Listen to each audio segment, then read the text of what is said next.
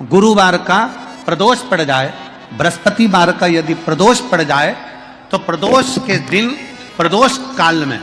प्रदोष के दिन प्रदोष काल में शिव जी को अगर अनार का पुष्प समर्पित करा जाता है तो संपदा की कमी नहीं होती, कभी वैभव की कमी नहीं होती। केवल 2 महीना ऐसा होता है, एक होता है वैशाख का महीना,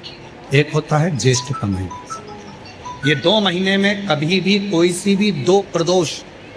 किसी भी 2 प्रदोष को ले लो और उसमें अनार का फूल, जो अनार का फल लगता है उसमें फूल भी लगता है, अनार का यदि पुष्प, एक ही पुष्प यदि शंकर के शिवलिंग को समर्पित करा जाए तो कभी, हम तो यहाँ तक कहेंगे कि कोई बहुत छोटे से छोटा व्यक्ति है, भले हाथ गाड़ी चला रहा है, ठेला गाड़ी चला रहा है, रिक्शा चला रहा है, उसके पास धन नहीं है, बहुत कमजोर है, पैसा नहीं है, बहुत तकलीफ में है, बहुत दुखी है, तो हम तो उससे कहेंगे कि या तो वैशाख के महीने में या ज्येष्ठ के महीने में कोई भी 2 प्रदोष को अनार का पुष्प यदि वो समर्पित कर देता है तो निश्चित है उसके घर में वैभव संपदा बढ़ना प्रारंभ हो जाती है, कार्य में उन्नति है। दोष के दिन शंभेश्वर महादेव का नाम 7 कनेर के पुष्प, कितने कनेर मालूम है? कनेर के 7 फूल, 1 बेलपत्र। जिस समय पर कनेर का फूल बेलपत्र के साथ चढ़ाया जाएगा तो 7 कनेर के पुष्प सीधी बेलपत्र पर आपको रखना, 2-3 प्रदोष कर देखना। अगर कोई आपसे कहे कि आपका भाग्य ठीक नहीं चल रहा, आपकी किस्मत ठीक नहीं चल रही, आपके ग्रह ठीक नहीं चल रहा है, आप भाग्यशाली नहीं है, पहले तो वहां से उठ जाओ, उसके बाद में देवाधिदेव महादेव के पास 7 कनेर के पुष्प 1 बेलपत्र, कनेर के पुष्प 1 बेलपत्र में रखकर नंदीश्वर के पास में बैठकर श्री शिवाय नमस्तुभ्यम बोलकर अशोक सुंदरी वाली जगह पर स्पर्श कराकर भगवान शंकर पर 7 फूल के साथ बेलपत्री की डंडी अशोक सुंदरी की साइड हो, ऐसा स्मरण करते हुए शिव को समर्पित कर दे। वही बेलपत्री 5 बार नमः शिवाय या पंचाक्षर मंत्र, षडाक्षर मंत्र या श्री शिवाय नमस्तुभ्यम बोलकर वही बेलपत्री 3 प्रदोष, 4 प्रदोष, 5 प्रदोष, 2 प्रदोष, जितने प्रदोष आप चढ़ा रहे हैं प्रदोष काल में, वो बेलपत्री लाकर अपने कक्ष में अपने पूजन वाले स्थान पर रख देना। एक बेलपत्री 1 प्रदोष पर लाओगे, अगला प्रदोष आएगा, कितना अंतर पड़ता है आपके भाग्य बदलने में, आपको खुद मालूम पड़ जाएगा कि आपकी किस्मत कैसे बदलती है। मेहनत आपको करना है, श्रम आपको करना है, आपको लगाना है, और बेलपत्री और कनेर का पुष्प शिव चालू करो प्रदोष चढ़ाना। किसी व्यक्ति ने अपनी जिंदगी में एक नियम बना लिया कि मुझे प्रदोष के दिन बाबा देवाधिदेव महादेव को 1 कमल का पुष्प चढ़ाना।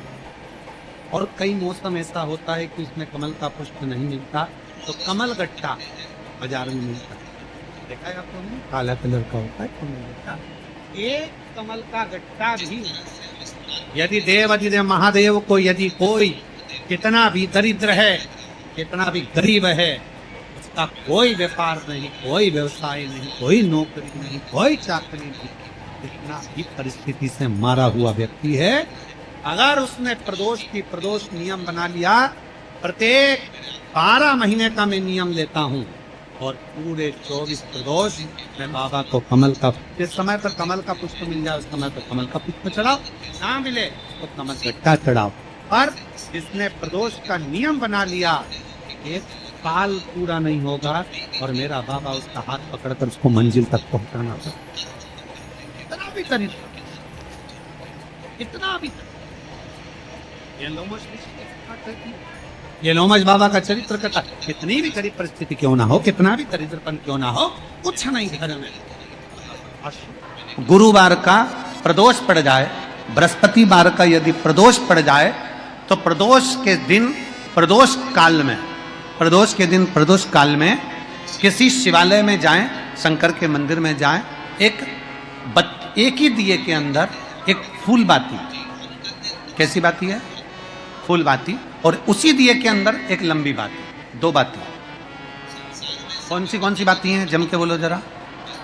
एक फूल बाती, एक लंबी बाती, 2 बाती।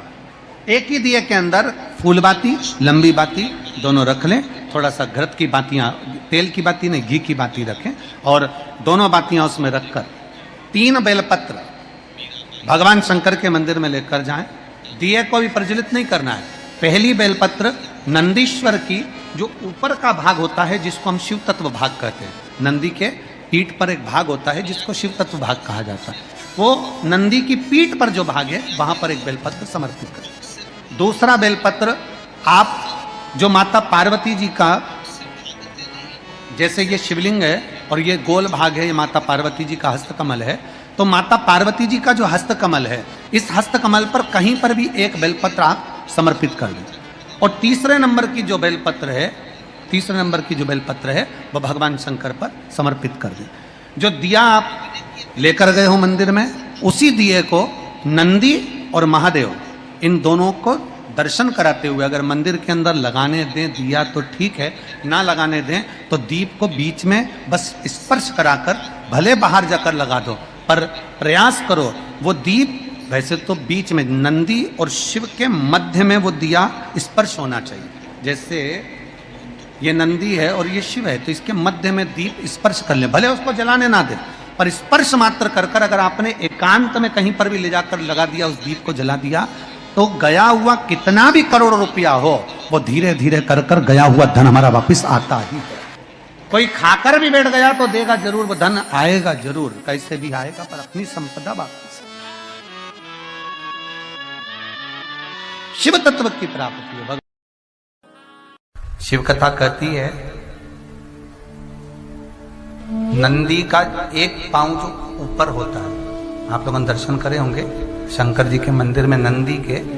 तो नंदी का एक पांव उठा हुआ होता है, एक पांव नीचा की ओर होता है।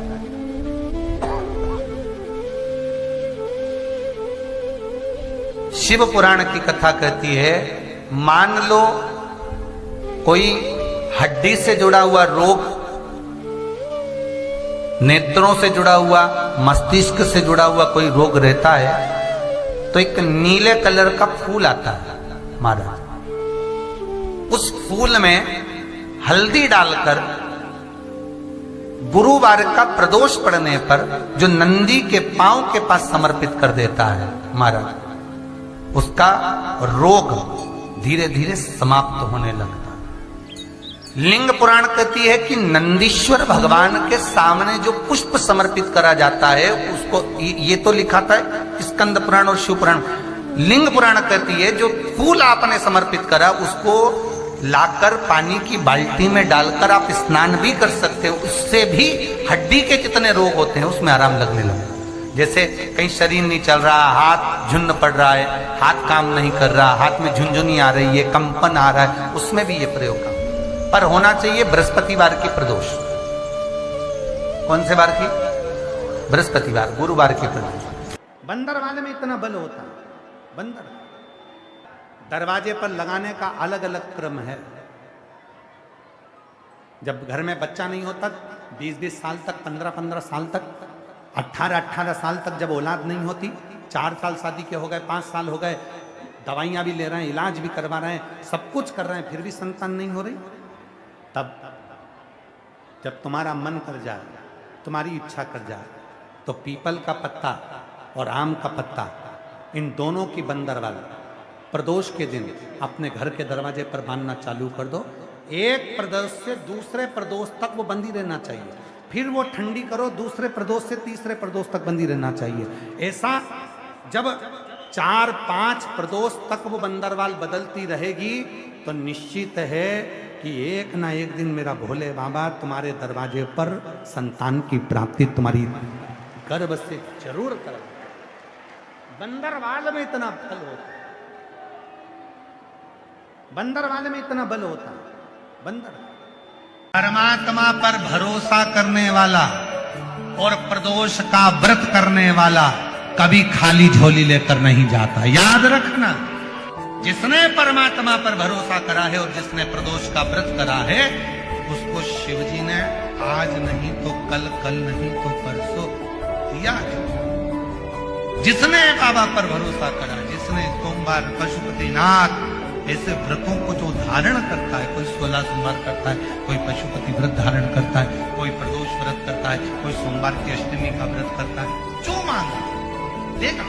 थोड़ा देर कर सकता पर देने में प्रदोष के समय पर अगर मान लो कोई भिखारी से भिखारी व्यक्ति भी है जो ठेला चला रहा है, उसके पास में खाने के लिए कुछ नहीं है, फटे कपड़े पहन रहा है, उसकी जिंदगी में कुछ भी नहीं बचा और कर्जे में लदालूम हो गया, एक चावल का दाना अगर वो प्रदोष के दिन, प्रदोष काल में शाम के समय पर शंकर के शिवलिंग पर चढ़ा देता है तो 3 या 4 प्रदोष में उसका कर्जा चूकना प्रारंभ हो जाता है। प्रदोष का विधान,